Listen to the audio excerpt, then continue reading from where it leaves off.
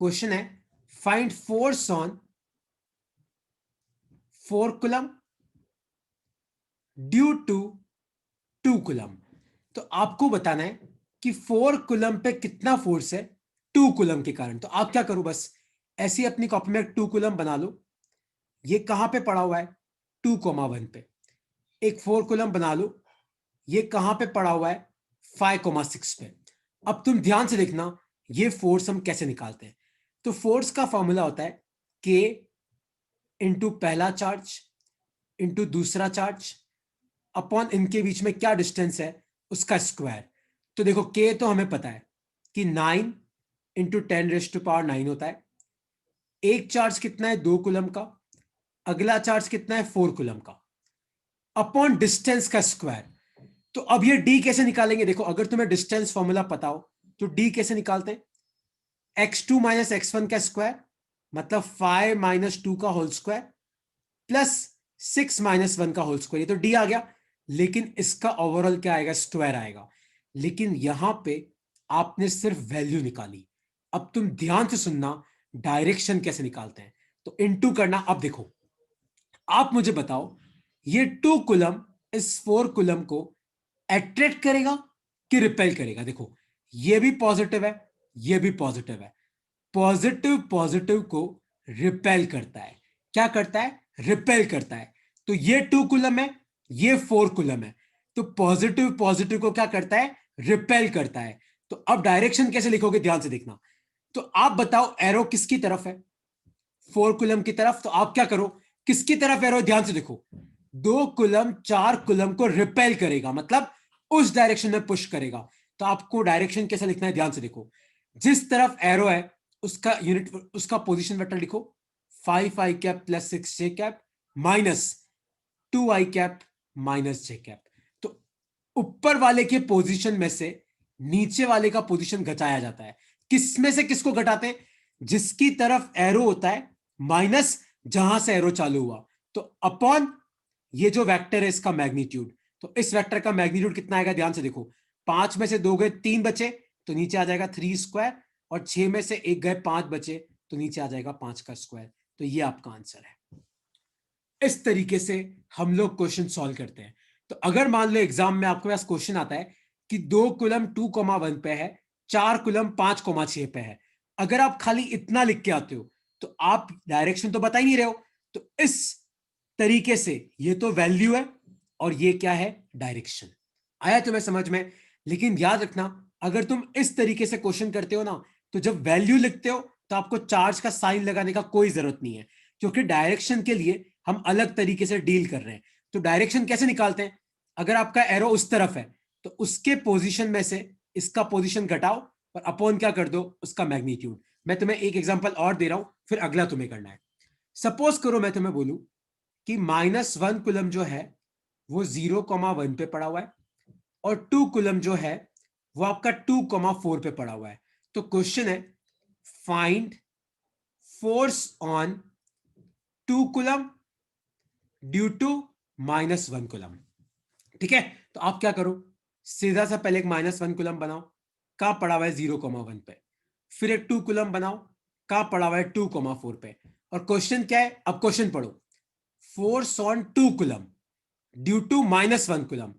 तो ये नेगेटिव है, ये पॉजिटिव है। आप मुझे बताओ फोर्स ऑन 2 कुलम, तो 2 कुलम को नेगेटिव अट्रैक्ट करेगा कि रिपेल करेगा, अपनी तरफ अट्रैक्ट करेगा। तो -1 कुलम 2 कुलम को अपनी तरफ बुलाएगा। तो देखो पहले फोर्स लिखो, के की जगह क्या आएगा 9 × 10⁹ इंटू पहला चार्ज 1 इंटू दूसरा चार्ज 2, खाली वैल्यू पुट करनी है, अपॉन डिस्टेंस कितनी है ध्यान से देखो, तो 0 - 2 तो 2 का स्क्वायर प्लस 1 - 4 तो -3 तो नीचे आ जाएगा -3 का स्क्वायर। ये तो वैल्यू हो गई। अब डायरेक्शन कैसे निकालेंगे, देखो एरो किसकी तरफ है -1 की तरफ, तो ऊपर क्या आ जाएगा 0i cap plus j cap minus इसका घटाओ तो -2i कैप -4j कैप, और नीचे क्या आ जाएगा तुम्हारा, इसका एक तो स्क्वायर आएगा यहाँ पे और यहाँ पे क्या आ जाएगा √ऑफ 0 में से 2 गए तो -2 का स्क्वायर और ये आ जाएगा तुम्हारा -3 का स्क्वायर, है ना। तो ये तुम्हारा आंसर आ गया। आंसर किस में आएगा न्यूटन में। किसी को अब इसमें कोई डाउट है तो आप मुझे पूछ सकते हो, ये है coulomb's law in vector form, क्योंकि वैल्यू निकालना तो यार 8वीं 9वीं क्लास का बच्चा भी निकाल लेगा। आपको वैल्यू और डायरेक्शन दोनों कैसे निकालते हैं, इसमें कोई डाउट है तो आप मुझसे पूछ सकते हो। इसमें कोई भी डाउट है तो आप मुझसे पूछ सकते हो। कोई डाउट है किसी को? ऋषिता कोई डाउट है? आपको दिमाग से सॉल्व करना है। एक नेगेटिव है, एक पॉजिटिव है। मैं पूछूं कि बताओ इस नेगेटिव पे कितना फोर्स है, तो नेगेटिव पे फोर्स कहां पे लगेगा? पॉजिटिव की तरफ। तो एक क्वेश्चन अब तुम लोग सॉल्व करो, सब क्वेश्चन सॉल्व करो। एक 3 कूलम पड़ा हुआ है 1,0 पे, एक -3 कूलम पड़ा हुआ है, सपोज ये पड़ा हुआ है तुम्हारा -2,1 पे। तो क्वेश्चन है find force on -3 coulomb due to 3 coulomb. Check करो क्या आएगा इसका आंसर। सब लगाओ दिमाग, फिर मैं इसको सॉल्व करूंगा और तुम कंपेयर करना कि तुम्हारा और मेरा आंसर मैच खाता है कि नहीं खाता है। Find force on -3 coulomb due to 3 coulomb. 3 coulomb पड़ा हुआ है 1,0 पे, -3 कूलम पड़ा हुआ है -2,1 पे। चेक करो, आपको बताना है कि इस -3 कूलम पे कितना फोर्स है इस 3 कूलम के कारण।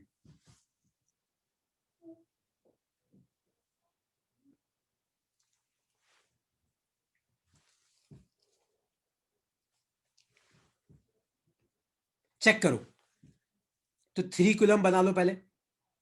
कहां पड़ा हुआ है? 1,0 पे। और -3 कूलम का पड़ा हुआ है -2,1 पे। अब क्वेश्चन पढ़ो, फाइंड फोर्स ऑन -3 कूलम, इस पे कितना फोर्स है ड्यू टू 3 कूलम, इसके कारण। तो ये पॉजिटिव है, वो नेगेटिव है। पॉजिटिव नेगेटिव को अपनी तरफ अट्रैक्ट करता है। ठीक है, तो पहले फोर्स की वैल्यू लिखो, तो के इंटू पहला चार्ज इंटू दूसरा चार्ज अपॉन डिस्टेंस कितना है, तो निकाल लो। -2 - 1 तो ये आ जाएगा -3 का होल स्क्वायर, और 1 - 0 तो आ जाएगा 1 का स्क्वायर, और नीचे पूरे का स्क्वायर करने मत भूलना, के Q1 Q2 by D square into. अब डायरेक्शन कैसे लिखते हैं, ध्यान से देखो। आपका एरो 3 की तरफ है, तो आई कैप +0 j कैप, फिर आएगा -2,1 तो -2 i कैप +j कैप, और नीचे रूट में क्या आएगा? इसका मैग्नीट्यूड। तो आई कैप तो ये हो जाएगा तुम्हारा 3 का स्क्वायर, और ये आ जाएगा तुम्हारा +1 का स्क्वायर, और ये न्यूटन आ गया। ये लाल छोड़ो, ये माइनस है यहाँ पे, तो माइनस माइनस प्लस हो जाएगा। तो ये आपका आंसर है। किसी को अब इसमें कोई डाउट है तो आप मुझसे पूछ सकते हो। किसी को इसमें कोई डाउट है तो आप पूछ सकते हो कि सर आपने ये क्वेश्चन कैसे किया।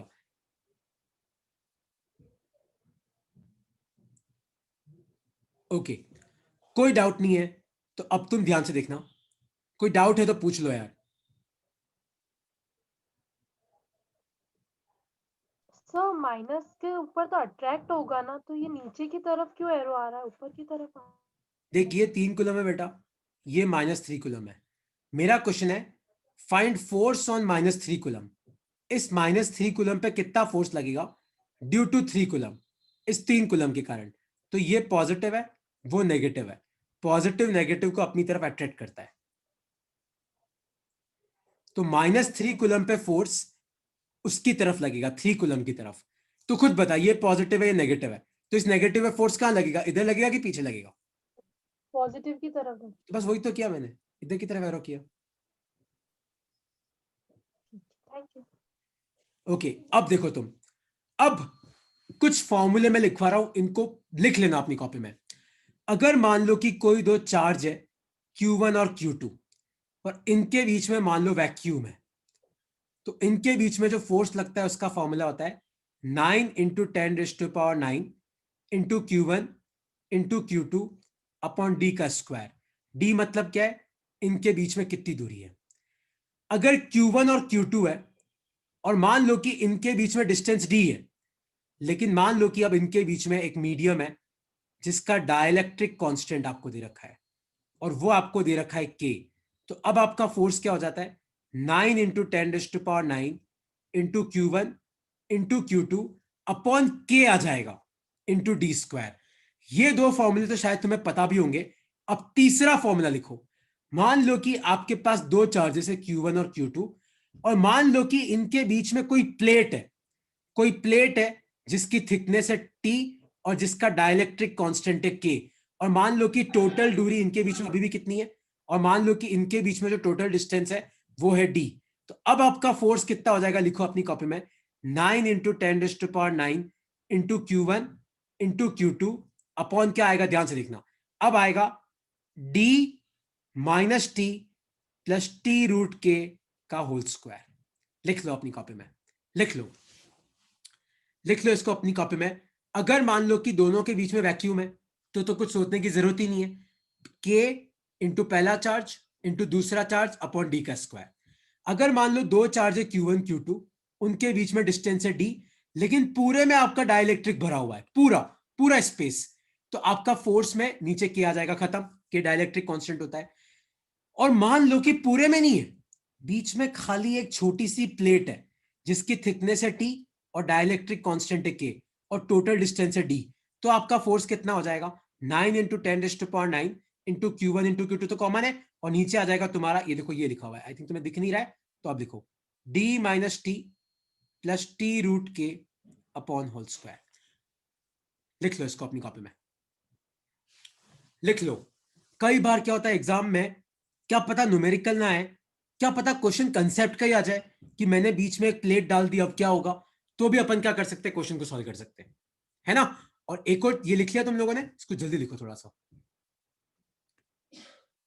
और एक और चीज तुम याद रखना कि वैक्यूम के लिए अगर तुम्हें पता है तो बहुत अच्छी बात है, डाइलेक्ट्रिक कांस्टेंट 1 होता है, और मेटल्स के लिए डाइलेक्ट्रिक कांस्टेंट इंफिनिटी होता है। इसको याद रखना, अगर तुम्हें पता है तो भी याद रखना, नहीं पता है तो भी याद रखना। तो तुम मुझे क्वेश्चन का आंसर करके बताओ, ये एक 2 कूलम है, ये एक 4 कूलम है, और इन दोनों के बीच में एक मेटल की प्लेट है, बहुत बड़ी मेटल की प्लेट है, बहुत बड़ी, और मेटल की प्लेट है, मान लो ये एल्यूमिनियम की प्लेट है। तो अब आपको बताना है कि इस 2 कूलम और 4 कूलम के बीच में कितना फोर्स होगा। पूरे में मेटल नहीं है, खाली बीच में क्या है, खाली बीच में एक मेटल की प्लेट है। सोचो क्या आएगा इसका आंसर, बताओ।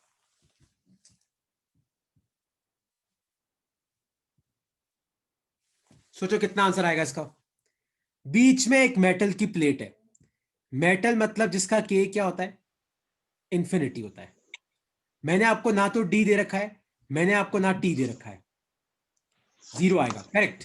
क्योंकि फॉर्मूला क्या है, 9 इंटू 10⁻⁹ इंटू 2 इंटू 4, और नीचे क्या फॉर्मूला था, D minus T plus T root के, लेकिन यहां पे क्या है, इंफिनिटी पर 1 या इंफिनिटी, अब यहां पे इंफिनिटी है, इंफिनिटी को किससे भी मल्टीप्लाई करो इंफिनिटी आएगा, इंफिनिटी में कुछ भी ऐड करो इंफिनिटी आएगा, और 1 अपॉन इंफिनिटी क्या होता है, तो आपका फोर्स कितना आ जाएगा, जीरो। तो चाहे बीच में पूरा प्लेट भराओ, पूरा मेटल भराओ, या खाली मेटल का प्लेट हो, दोनों ही केस में आपका फोर्स का वैल्यू क्या होगा, जीरो होगा।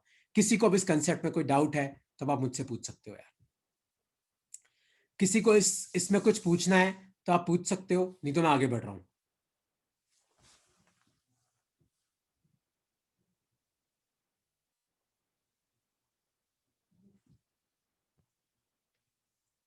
क्लियर है, okay.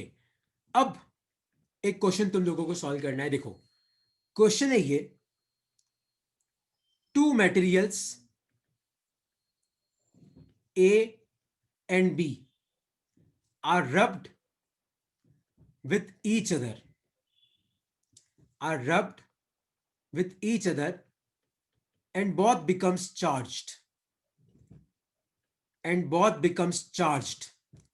Mass of A increases a little bit, mass of A increases a little bit, and force between them, and force between them is 9 into 10⁻⁻7 Newton if distance is 2 meter. ठीक है, find charge on each body, find charge on each body। कैसे करोगे इस question को, अब question पढ़ो तुम, इस क्वेश्चन में काफी कंसेप्ट्स मैंने इंक्लूड किए हैं, अब क्वेश्चन पढ़ो। देखो क्वेश्चन क्या है, टू मटेरियल्स, दो मटेरियल है ए और बी, और एग्जाम में आया तो कंफ्यूज मत होना, अगर दो मटेरियल ए पहले न्यूट्रल ही है वो, two materials A and B are rubbed with each other, दोनों को एक दूसरे पे रब किया एंड बोथ बिकम्स चार्ज, ये तो मैंने खुद ही बता दिया कि दोनों चार्ज हो जाएंगे. Mass of A increases a little bit, A का थोड़ा मास बढ़ गया यार, and force between them is 9 into 10 raised to power minus 7 newton if d equal to 2, मतलब दोनों के बीच में 2 मीटर की डिस्टेंस है. Find charge on each body, तो आपको बताना है कि दोनों बॉडी पे कितना चार्ज होगा. तो देखो कैसे करेंगे इस क्वेश्चन को. मान लो कि ये ए है, ये बी है. अगर आप इन दोनों को रब करोगे तो इसमें एक बॉडी ऐसी होगी जो इलेक्ट्रॉन दे सकती है, एक ऐसी होगी जो इलेक्ट्रॉन ले सकती है. तो एक बात तो पक्की कि एक से चार्ज निकलेगा तो दूसरे पे पहुंचेगा, है ना. तो एक से अगर क्यू चार्ज निकलेगा, मान लो एक से आपके इलेक्ट्रॉन निकले, तो दूसरे पे क्या पहुंचेंगे, आपके इलेक्ट्रॉन पहुंचेंगे. तो एक बॉडी पे अगर माइनस क्यू होगा तो दूसरी बॉडी पे क्या होगा, प्लस क्यू. याद रखना, क्योंकि टोटल चार्ज शुरू में जीरो था तो बाद में भी जीरो रहेगा. तो अगर दो बॉडी चार्ज हो जाती है तो एक बॉडी पॉजिटिव चार्ज होती है, एक बॉडी नेगेटिव, लेकिन दोनों पे बराबर चार्ज आता है. और मैंने ए पे माइनस क्यू क्यू क्यू लगाया क्योंकि बी से इलेक्ट्रॉन ए पे आए तो ए का मास इंक्रीज हो जाएगा, बी का मास डिक्रीज हो जाएगा. और फोर्स का फॉर्मूला क्या आएगा, के इंटू पहला चार्ज इंटू दूसरा चार्ज अपॉन डी का स्क्वायर. ये क्या आ जाएगा, एफ. के है, डी है, एफ है, यहां से क्यू आ जाएगा.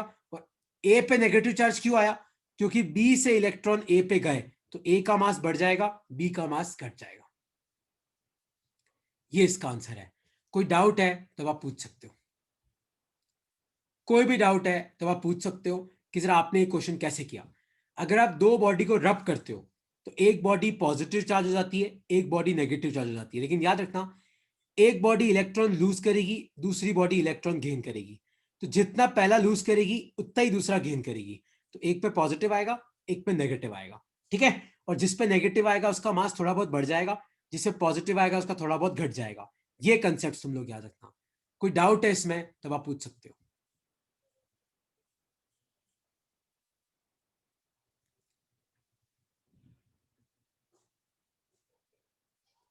एक बार और समझा दूं. देख कामाक्षी, देख बेटा होता क्या है, अगर मान ले कि ये एक मटेरियल है ए, ये एक मटेरियल है बी. अगर अपन दो मटेरियल को रब करते ना तो फ्रिक्शन के कारण क्या निकलती है, हीट एनर्जी. उस हीट से क्या होता है, हो सकता है कि एक बॉडी से इलेक्ट्रॉन निकल जाए और दूसरी बॉडी पे इलेक्ट्रॉन पहुंच जाए. तो मान ले कि इस पे चार्ज प्लस क्यू है, मतलब यहां से इलेक्ट्रॉन निकले होंगे तो इस पे कितना पहुंचेगा, माइनस क्यू. तो इसलिए मैंने फोर्स क्या लिखा, के इंटू पहला चार्ज इंटू दूसरा चार्ज अपॉन डी का स्क्वायर.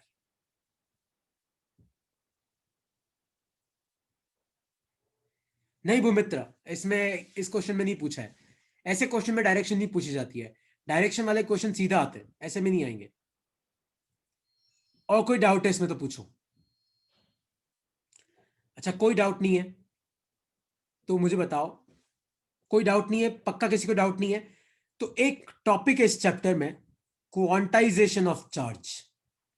एक टॉपिक है इस चैप्टर में, क्वांटाइजेशन ऑफ चार्ज. तो ये प्रॉपर्टी क्या बोलती है कि दुनिया में अगर कोई भी बॉडी चार्ज है तो या तो उससे इलेक्ट्रॉन निकले होंगे या किसी ने उसको इलेक्ट्रॉन दिए होंगे. तो अगर किसी बॉडी को इलेक्ट्रॉन मिलते हैं तो वो नेगेटिव चार्ज हो जाती है. अगर किसी बॉडी से इलेक्ट्रॉन निकलते हैं तो वो पॉजिटिव चार्ज हो जाती है. लेकिन इन दोनों ही केस में आपका इलेक्ट्रॉन निकलेगा तो पॉजिटिव चार्ज, इलेक्ट्रॉन आएगा तो नेगेटिव चार्ज. तो आपका जो भी चार्ज होता है ना, that will be integral multiple of charge of electron. क्योंकि अगर बॉडी से एक इलेक्ट्रॉन निकला तो बॉडी पे प्लस ही चार्ज आएगा, दो इलेक्ट्रॉन निकले तो बॉडी पे प्लस टू ही आएगा. ये मत करना कि मैंने बोला कि यार मैंने किसी बॉडी से एक इलेक्ट्रॉन निकाला तो बताओ बॉडी पे कितना चार्ज है, प्लस 1 कूलम. गलत. अगर आपने बॉडी से एक इलेक्ट्रॉन निकाला तो बॉडी पे प्लस ही, अगर आपने दो इलेक्ट्रॉन निकाले तो टू ही, बॉडी से तीन इलेक्ट्रॉन निकाले तो थ्री ही. अगर यही किसी बॉडी को आपने एक इलेक्ट्रॉन दिया तो उस पर माइनस ही, दो इलेक्ट्रॉन दिए तो माइनस टू ही, तीन इलेक्ट्रॉन दिए तो माइनस थ्री ही. ये याद रखना है ना. अगर किसी बॉडी से इलेक्ट्रॉन निकालते हो तो बॉडी पॉजिटिव चार्ज हो जाती है, अगर किसी बॉडी को इलेक्ट्रॉन देते हो तो बॉडी नेगेटिव चार्ज हो जाती है ना. तो एक क्वेश्चन का आंसर तुम करो, एक क्वेश्चन का आंसर करो आप लोग. तो क्वेश्चन है ये, find force between Na plus and Cl minus kept at 10 angstrom from each other. Try करो क्या आएगा इसका answer. Find force between Na plus and Cl minus kept at 10 angstrom from each other. क्या आएगा इसका answer, सोचो।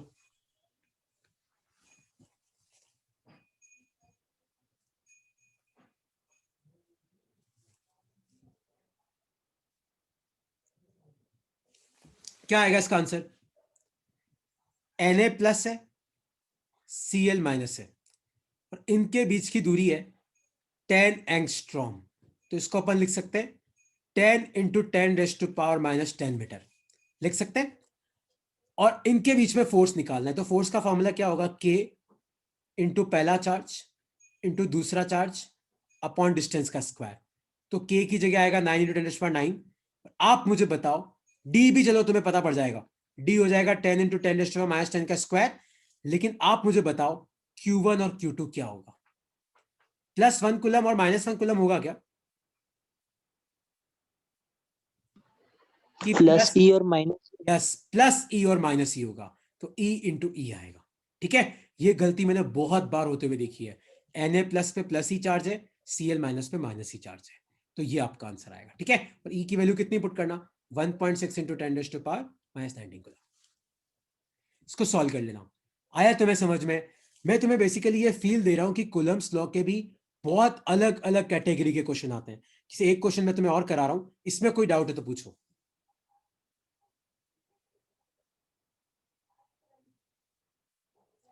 कोई doubt है इसमें तब आप पूछ सकते हो। ठीक है, कोई डाउट नहीं है तो अब अगला, कोई डाउट है तो पूछ लो यार, प्लीज यार। कोई भी डाउट है तो पूछ लो, क्योंकि इन्हीं में से तुम्हें एक न्यूमेरिकल मिलेगा पक्का, इन्हीं सब में से। कामाक्षी बेटा +1 इसलिए नहीं हो सकता क्योंकि ये Na प्लस है। Na प्लस का मतलब क्या है? कि आपने सोडियम में से एक इलेक्ट्रॉन बाहर निकाल दिया, तो इसका मतलब सोडियम में अब एक एक प्रोटॉन एक्स्ट्रा है, तो प्रोटॉन का चार्ज कितना होता है? E। एक कूलम बेटा बहुत बड़ा चार्ज होता है, एक कूलम तो बहुत बड़ा चार्ज होता है।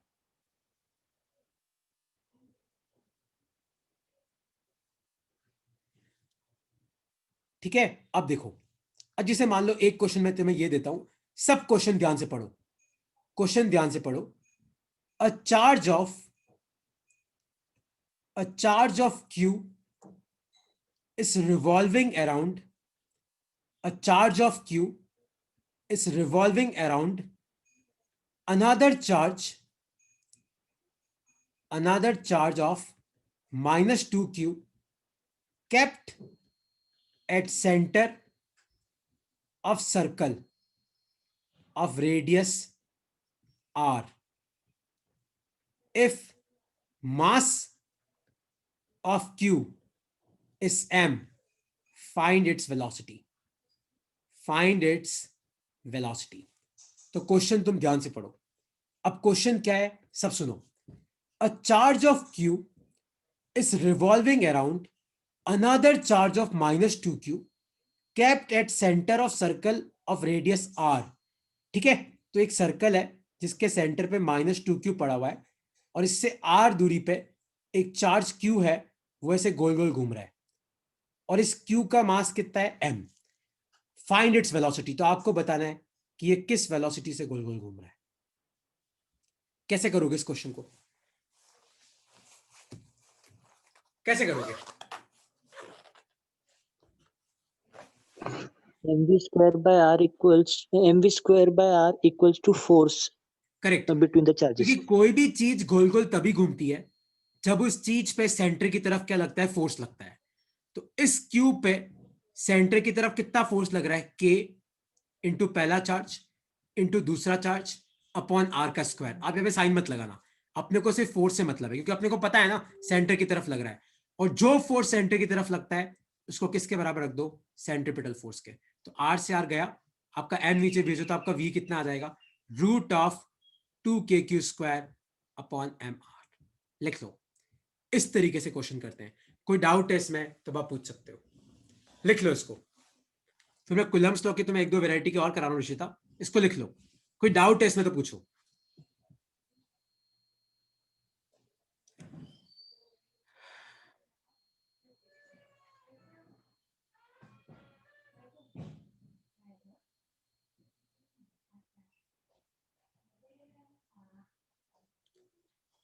कोई डाउट है इसमें तो पूछो।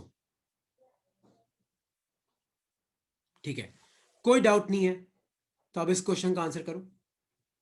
तो क्वेश्चन है ये, आपके पास एक 1 कूलम का चार्ज है, आपके पास एक 2 कूलम का चार्ज है, और आपके पास एक 3 कूलम का चार्ज है, और ये डिस्टेंस आपको दे रखी है मैंने 1 मीटर, ये डिस्टेंस मैंने आपको दे रखी है 1 मीटर, और तीनों का मास मैंने आपको 1 kg दे रखा है। ठीक है, तो क्वेश्चन है, if 1 coulomb and 3 coulomb are fixed at their place, मैंने 1 कूलम और 3 कूलम को अपनी जगह फिक्स कर रखा है, find initial acceleration of 2 coulomb, find initial acceleration of 2 coulomb is if released from rest, if released from rest। Try करो क्या आएगा इसका आंसर। तो आपके पास एक 1 कूलम है, फिर यहां से 1 मीटर की दूरी पे एक 2 कूलम है, यहां से वापस 1 मीटर की दूरी पे 3 कूलम है, बीच में आपका 2 कूलम है। तो 1 कूलम और 3 कूलम को तो मैंने फिक्स कर रखा है अपनी जगह कि 1 हिल नहीं सकता, 3 हिल नहीं सकता। Find initial acceleration of 2 coulomb if released from rest. तो अगर मैं इस 2 कूलम को रिलीज करूंगा तो बताओ इसका इनिशियल एक्सेलरेशन क्या होगा।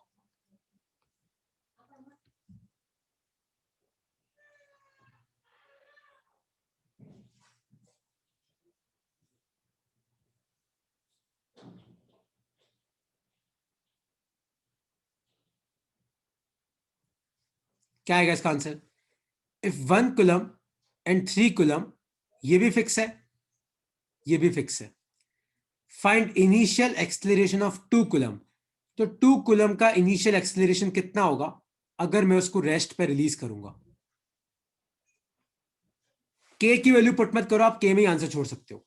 तो पहले आप चेक करो कि 2 पे कितना फोर्स लगेगा। देखो 1 2 को रिपेल करेगा उधर, किस फोर्स से करेगा, के इंटू पहला चार्ज इंटू दूसरा चार्ज अपॉन 1 का स्क्वायर। उसी तरीके से 3 जो है वो 2 को इधर रिपेल करेगा, किस फोर्स से करेगा, के इंटू पहला चार्ज इंटू दूसरा चार्ज अपॉन 1 का स्क्वायर। तो नेट फोर्स कितना लग रहा है आप खुद मुझे बताओ। इधर तो लग रहा है आपका 2 के, इधर आपका लग रहा है 6 के। एक तरफ कितना लग रहा है 2 के, एक तरफ लग रहा है 6 के। तो नेट फोर्स कितना आया, 6 के माइनस 2 के कितना आया, 4 के। और नेट फोर्स क्या होता है, मास इंटू एक्सेलरेशन। तो एक्सेलरेशन कितना आ जाएगा, 4 के, क्योंकि मास 1 है। आया तुम्हें समझ में कि नहीं समझ में आया कैसे किया मैंने।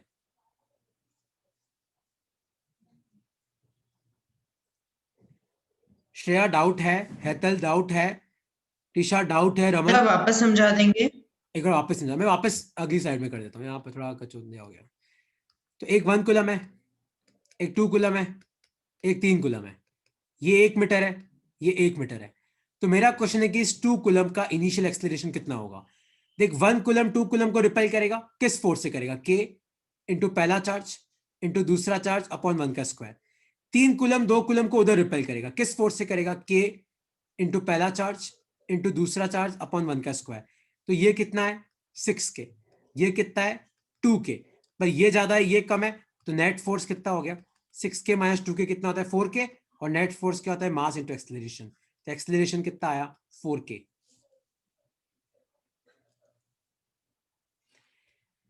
नहीं ऋषिता, यहाँ पे सीधा कंसेप्ट से ही कर लेना। अब अपने को सामने दिख रहा है कि ये वाला फोर्स ज्यादा है, ये वाला कम है, तो नेट फोर्स उधर होगा, तो ये मतलब उधर ही जाएगा ना।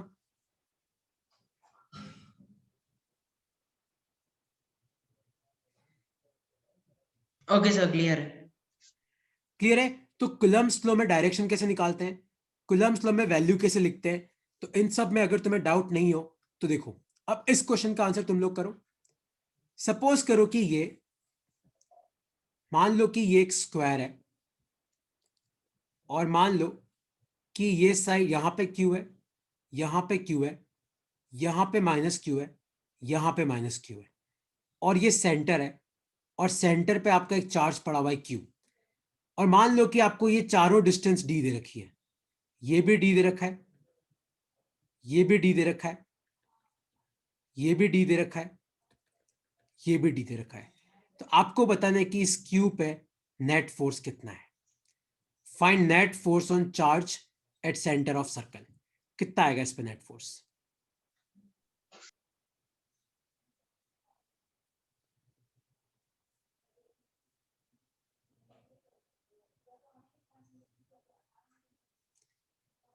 अरे कैसे जीरो आएगा, क्या कर रहे हो? जीरो कैसे आएगा? और विमन्यु तो क्या लिख रहा है रे?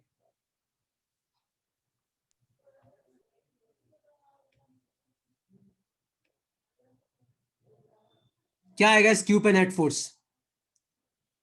देखो, ये माइनस क्यू इस क्यू को अपनी तरफ खींचेगा, इस तरफ किस फोर्स से खींचेगा? के Q square upon D square. ये क्यू इस क्यू को रिपेल करेगा भाई, तो 2k Q square D square हो जाएगा, क्योंकि ये इसको रिपेल भी इसी डायरेक्शन में करेगा, ये इसको अट्रैक्ट भी इसी डायरेक्शन में करेगा। सेम इधर भी यही होगा, ये इसको अट्रैक्ट करेगा, वो इसको रिपेल करेगा, तो उधर की तरफ क्या फोर्स आएगा? 2k Q square by D square. और एक स्क्वायर में डायगोनल जहां पे इंटरसेक्ट करते हैं वहां पे एंगल कितना होता है? 90 डिग्री। तो इनका रिजल्टेंट फोर्स कितना आएगा? ये भी एफ है, ये भी एफ है, तो रिजल्टेंट का फॉर्मूला क्या लगाना है तुम्हें? F1 square plus F2 square plus 2F1 F2 cos theta, पर कॉस 90 जीरो, तो आपका आंसर आएगा √2f, तो √2 into 2k Q square upon D square. आया तुम्हें समझ में ऐसे क्वेश्चन कैसे करते हैं कि नहीं समझ में आया? तो अब तुम्हारा काम क्या है? देखो बेसिकली रिवीजन में, देखो एक तो रिवीजन में मैं तुम्हें न्यूमेरिकल कराऊंगा, एनसीईआरटी के इंपॉर्टेंट क्वेश्चंस की लिस्ट में तुम्हें रोज भेजूंगा अब कि आज तुम्हें कौन से करने हैं, तो वो तुम्हें करने हैं। साथ में जो भी एक्स्ट्रा फॉर्मूले हैं या जो टॉपिक कट गए हैं वो मैं बता दूंगा कि यार ये कट गया है, लेकिन मैं फिर भी करा दूंगा तुम्हें, और मैं वो तुम्हें इस तरीके से कराऊंगा कि तुम्हारा जहां पे भी जरूरत है तुम्हारा काम हो जाएगा। ठीक है, तो इस तरीके से हम लोग चलेंगे। शीट्स टाइम टू टाइम करना, डेरिवेशन जब भी आएगी मैं तुम्हें बता दूंगा ये डेरिवेशन है, तो वो लिस्ट में तुम्हें भेज दूंगा। ग्राफ सबसे इंपॉर्टेंट है, ग्राफ, सारे ग्राफ तुम अपनी कॉपी में एक जगह बना लेना आप। ठीक है, चलो ओके यार, बाय बाय, टाटा।